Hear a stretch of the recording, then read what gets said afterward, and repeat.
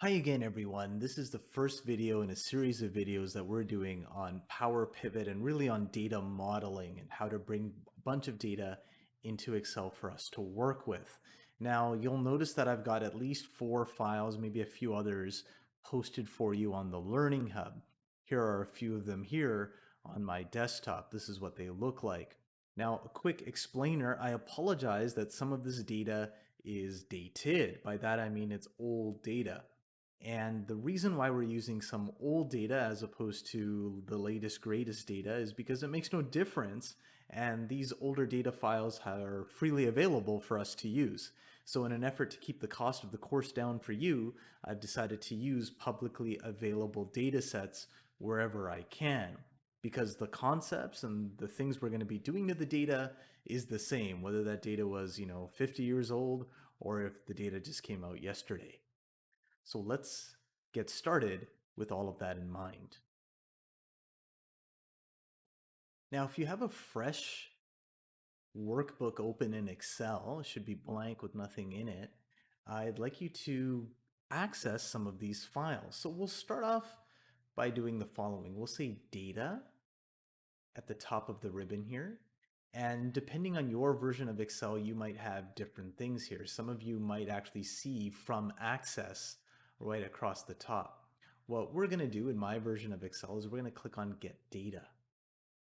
And then we're going to get data from a database, and we'll get it from a Microsoft Office or a Microsoft Access database. Now, I don't even have Access installed on my computer, but it doesn't really matter for what we're going to be doing here. Okay, I'll navigate to where that folder is, so under my Power Pivot and Data Modeling folder, and here's the file that I want, Olympic medals.accdb access database, and we'll click import.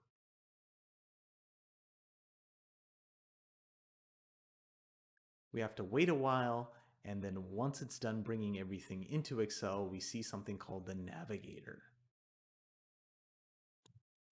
Now, what you'll notice here is we see a folder. Okay, I can collapse that folder for a second. And this folder is basically the database that we just brought in, olympicmedals.accdb, the access database. And it's got a little 5 here in square brackets. That means it's brought in 5 different tables, or there are 5 different tables available for us to bring in to our Excel. What I want to do is I want to select this here. I want to select multiple items. And now I've got this little box available for me to select each of these tables. And that's what I'm going to do.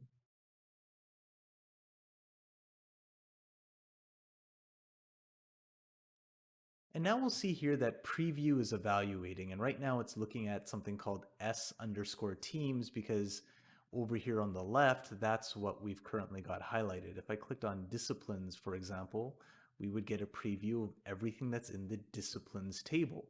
And I referenced this disciplines table in another video where we've got different fields. We've got discipline, discipline ID, sport ID, and medals. And under each of these headers or fields in the table, we've got different values.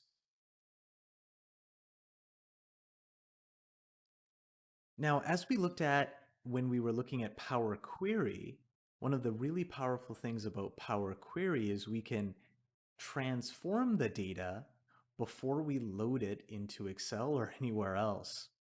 But we are happy with the way all of this data is. Okay, these are older data sets, and I'm comfortable with the quality of data in them for our purposes. So instead of having to go to transform the data prior to bringing it in, what we can do is we can go ahead and load it.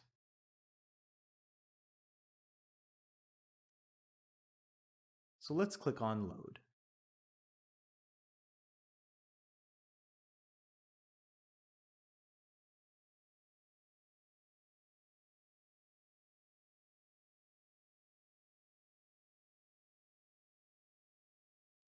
This takes a while to do, but we can see now that all of our queries are in fact loaded.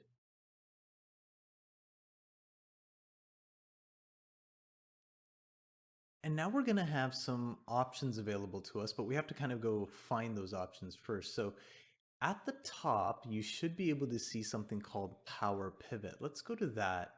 And what Power Pivot allows us to do is a few different things.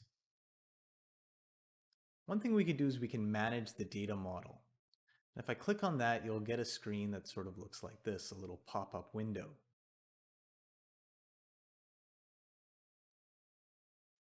This little Power Pivot editor kind of simulates or emulates Excel, doesn't it? It looks like we've got rows and columns, and we even have little tabs here at the bottom.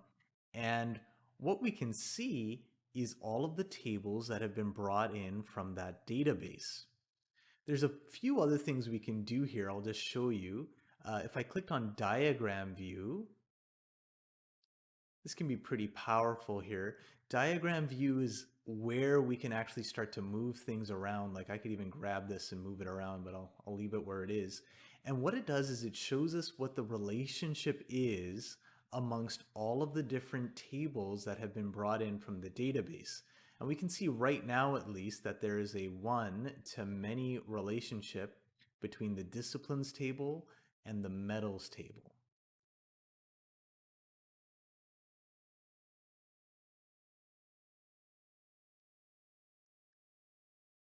Anyhow, I don't have any intention of doing anything with this right now, so we can go back to data view, click on that, and here we are again. What I'd like us to do right now is just to go ahead and create a pivot table. And so we can click on pivot table. You can create some other things too, but we're going to create a pivot table. And when we click on that, we have an option. We can put it on an existing worksheet right where we are right now. You can put it into a new worksheet. It doesn't really matter for the purposes of what we're doing in this example. So let's click on new worksheet and throw in a pivot table. And this is actually a great time for you to pause the video and try to build a pivot table with the data in any way, shape, or form that you want to. You can click on these different tables that we've brought in from the database here and start to input any of the fields onto your pivot table. Like you could take discipline and throw it here, and you could take sport ID and throw it here. Now sport ID doesn't sound like a value to me, but you'll notice when we put it there, it doesn't actually break anything. And if we don't like it, or if we feel we have messed it up, all you're doing is you're manipulating what goes into the pivot table. The fact that I put something that shouldn't be a value into the value box here, or the value area, doesn't break the underlying data. It's fine. I haven't broken anything. How do I undo this? Well, I'll just go and deselect it. So go ahead, pause the video, play around with it, see if you can get some data that looks somewhat interesting or somewhat meaningful to you.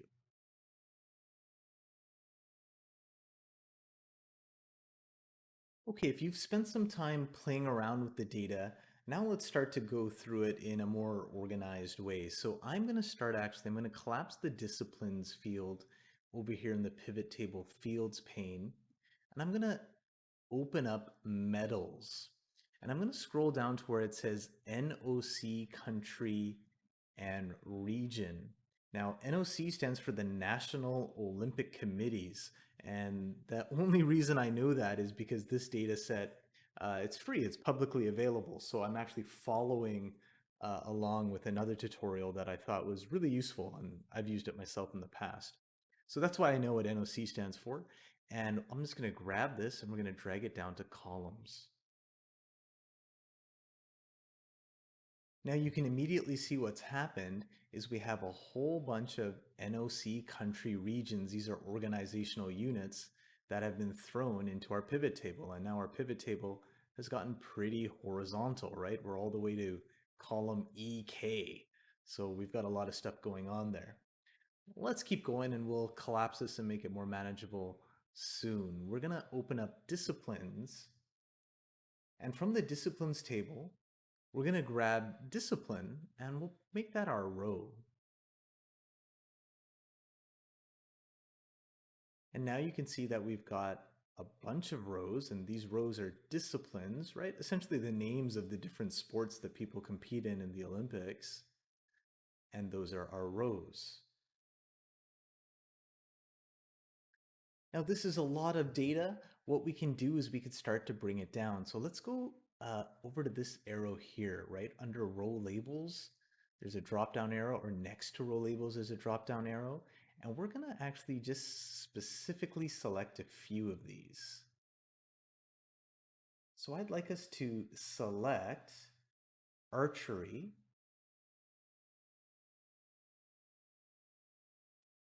diving, fencing, figure skating,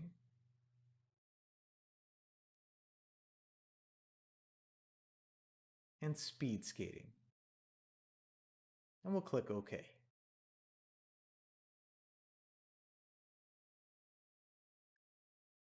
I've always filtered things that way, but you could filter by going to pivot table fields, identifying the field that we want filtered, and you click on this little funnel here, and there's a drop down arrow next to that, and then you get the same options that we just had. So that's another way to filter.